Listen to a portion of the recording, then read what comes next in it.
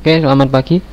Assalamualaikum warahmatullahi wabarakatuh. Sekarang kita pelajaran ekonomi bisnis. Kita akan membahas tentang lembaga keuangan bank dan lembaga keuangan non-bank atau LKBB. Nah, kita lanjut saja ke materinya.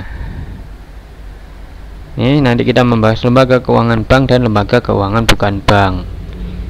Oke, yang pertama, ini ada lembaga keuangan bank, pengertian, fungsi, dan jenis serta produknya.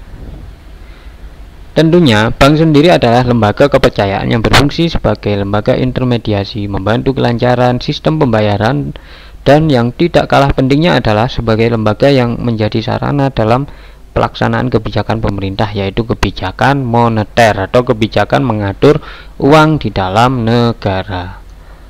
Oke, itu pengertian dari bank. Sekarang fungsinya. Fungsinya yang pertama ada alat untuk menghimpun dan menyalurkan dana kepada masyarakat. Yang kedua, memobilisasi dana untuk pembangunan ekonomi suatu negara. Dan yang ketiga adalah sebagai lembaga pelayanan jasa perbankan kepada masyarakat. Berikutnya jenis dari segi fungsinya. Dari segi fungsinya, lembaga bank itu dibagi menjadi bank sentral, bank umum, bank perkreditan rakyat, dan bank syariah. Sedangkan dari segi pemilikannya dibagi menjadi bank milik negara, bank milik asing, bank milik swasta nasional, bank milik koperasi, dan bank milik campuran. Silakan nanti kalian cari contoh-contoh dari jenis bank tersebut. Berikutnya ada lembaga keuangan bukan bank, pengertian dan jenisnya ya.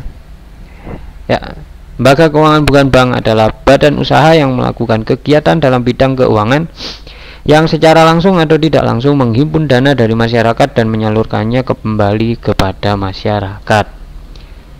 Dasar hukumnya adalah keputusan Menteri Keuangan Kemenkeu ya. Kemenkeu nomor 38 KMK 4/1/1972. Tuh, ada dua. Oke. Selanjutnya jenisnya. Yang pertama di sini ada koperasi simpan pinjam, perusahaan umum pegadaian atau perum pegadaian, perusahaan asuransi, lembaga dana pensiun, bursa efek, dan sewa guna usaha atau leasing. Ya, ini koperasi simpan pinjam. Apa kegiatan koperasi? Tentunya kegiatan koperasi adalah menghimpun dana. Fungsi koperasi mencari anggota sebanyak-banyaknya agar bisa berjalan kegiatan jasa keuangannya dalam menghimpun dana dan menyalurkan dana kepada masyarakat. Tuh, bisa meminjamkan uang juga kepada masyarakat yang menjadi anggota koperasi simpan pinjam. Berikutnya ada pegadaian.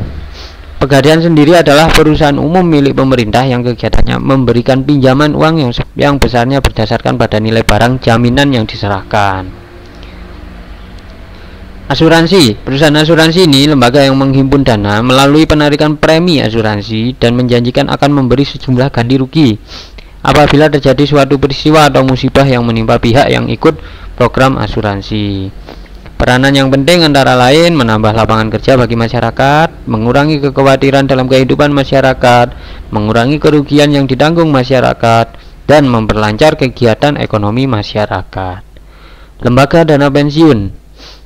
Lembaga dana pensiun ini adalah sekumpulan aset yang dikelola dan dijalankan oleh suatu lembaga untuk menghasilkan suatu manfaat pensiun, yaitu suatu pembayaran berkala yang dibayarkan kepada peserta pada saat dan dengan cara yang ditetapkan dalam ketentuan yang menjadi dasar penyelenggaraan program pensiun, di mana pembayaran manfaat tersebut dikaitkan dengan pencapaian usia tertentu. Ada bursa efek berikutnya.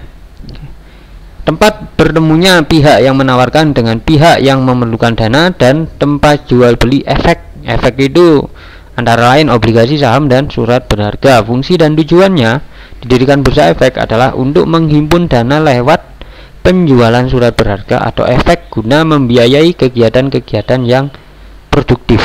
Tuh. Nah, ini yang terakhir ada sewa guna atau leasing.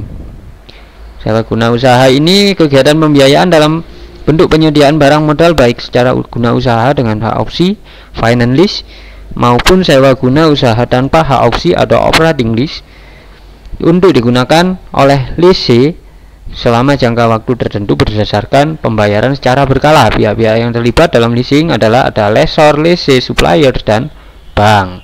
Lessor itu yang memberikan, lessee itu yang menerima sewa gunanya, supplier itu adalah pemasoknya. Misalkan pemasok yang dibeli adalah mobil, jadi dia pemasok mobilnya. Bank itu adalah lembaga perantara untuk pembayaran uangnya. Ya, sekian itu pelajaran tentang lembaga keuangan bank dan lembaga keuangan non-bank di pelajaran perbankan dasar. Kurang lebihnya terima kasih anak-anak kelas 10 KL. Assalamualaikum warahmatullahi wabarakatuh. Tetap jaga kesehatan dan semoga kita selalu dalam lindungan Allah Subhanahu wa taala.